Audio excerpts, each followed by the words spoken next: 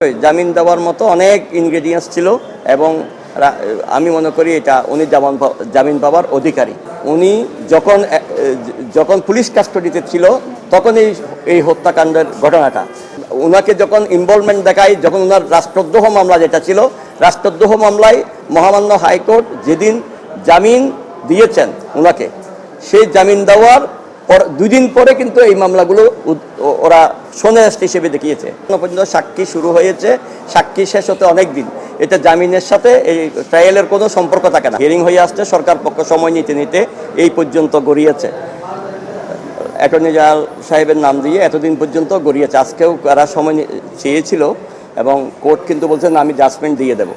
এখন 5টা মামলার মধ্যে 4টা মামলা আগামীকাল জাজমেন্ট দেবেন। যেটা আলিফ হত্যা মামলা সেটাতে আমাদের বক্তব্য হলো ওনার নাম এজাহারে ছিল না, আর উনি যখন পুলিশ কাস্টডিতে ছিল তখনই এই হত্যাকাণ্ডের ঘটনাটা, এবং উনি কোনো ক্রমে একজন সাধু মানুষ, একজন বৈষ্ণব, উনি কোনো ক্রমে এই হত্যাকাণ্ডের সাথে বা কোনো রকমের হত্যাকাণ্ডের সাথে ওই ওনার নেচারের সাথে যায় না, আর ওনার কোনো নির্দেশদাতাও হতে পারে না। এটা হলো আমাদের বক্তব্য। আর একটা বক্তব্য ছিল আমাদের যে এই মামলায় প্রথম থেকে যেহেতু এজাহারে অনেকগুলো নাম ছিল, এই এজাহারে ওনাকে যখন ইনভলভমেন্ট দেখায়, যখন ওনার রাষ্ট্রদ্রোহ মামলা যেটা ছিল, রাষ্ট্রদ্রোহ মামলায় মহামান্য হাইকোর্ট যেদিন জামিন দিয়েছেন ওনাকে, সেই জামিন দেওয়ার দুই দিন পরে কিন্তু এই মামলাগুলো ওরা সোনারেস্ট হিসেবে দেখিয়েছে 5টা মামলায়, ওখানে আলিফ হত্যা মামলা সহ। এর আগে কিন্তু এই মামলায় ওনার কোনো অ্যারেস্টও ছিল না, কিছুই ছিল না। এই অবস্থায়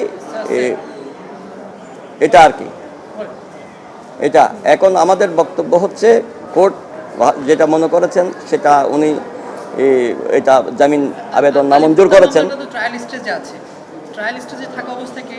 ট্রায়াল স্টেজ এটা হলো, ট্রায়াল স্টেজে হলো এখনো পর্যন্ত সাক্ষী শুরু হয়েছে, সাক্ষী শেষ হতে অনেক দিন।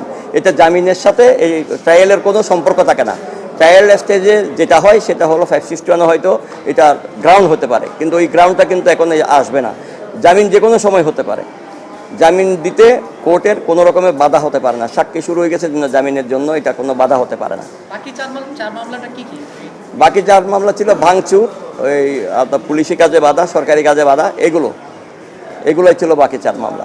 জামিন দেওয়ার মতো অনেক ইনগ্রেডিয়েন্টস ছিল এবং আমি মনে করি এটা উনি জামিন পাওয়ার অধিকারী। সময়ের সাথে সাথে দেখা দেয় নিত্য নতুন প্রয়োজন। রেডি থাকতে হয় প্রতি মুহূর্ত। তাই এলো ইনোভার, যেন আপনি লাইফে থাকেন রেডি প্রতিদিন। Innova, designed for now. এখন দেখা যাক, আমরা এটা আদালতে দেখব। যেহেতু আমাদের আইনি লড়াই, আইনের প্রতি আমরা শ্রদ্ধাশীল আছি এবং যেভাবে আমরা এর পরবর্তী স্টেজটা চেষ্টা করব যে কিভাবে জামিন হয়।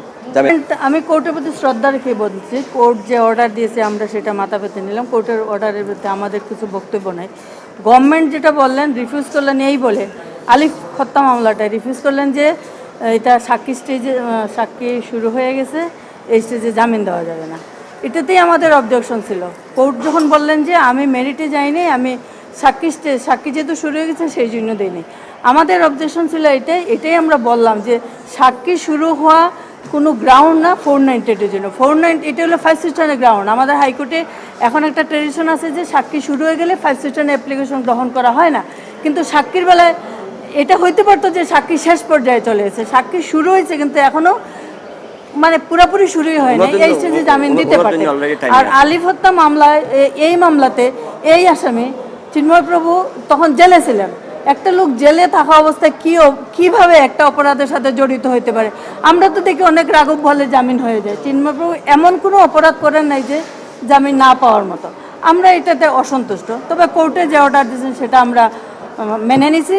আমরা পরবর্তীতে দেখব কি করা যায়। Thank you.